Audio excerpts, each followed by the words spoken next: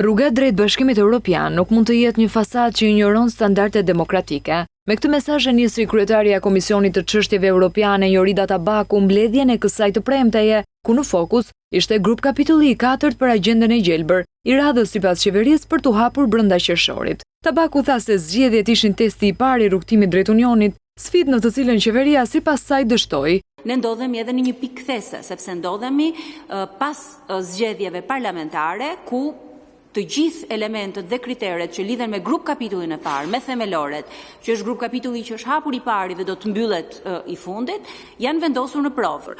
Ne nuk mund të sillemi si evropian Bruksel e të sillemi si shqiptar këtu në Shqipëri. Nëse themi që ky proces është proces kombëtar dhe është një proces që ka vullnetin politik të qeverisë shqiptare, duhet patjetër që të na shoqëroj në çdo vendimarrje tonën. Kam pasur kërkesa pafund nga organizatat shoqërisë civile për të diskutuar, sepse çështjet e mjedisit janë me të vërtetë çështje shumë sensitive.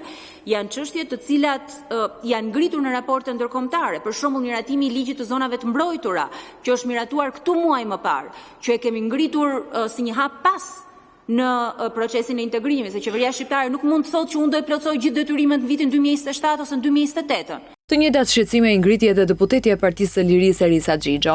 Kosovë diri të thotë përdorimi i administratës publike në funksion të zgjedhjeve ka qenë masiv.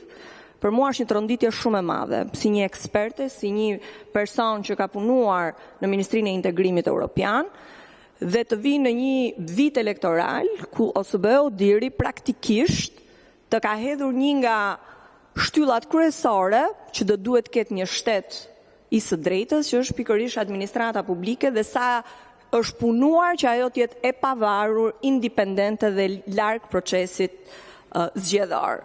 Nga ana e mazhorancës, një koment e pati deputetja Mimi Kodheli. Mbase duhet kishim bërë gjëra më shumë. Kjo epokë, këto vite që po kalojmë janë rrjedhoj e gjithë periudhës tranzicionit në Shqipëri, me të mirat dhe të këqijat e veta, me ullet dhe ngritjet. Kështu që finalja që do të jetë mbyllja e gjithë kapitujve ose grup kapitujve është ajo që do të flasë në fund të ditës.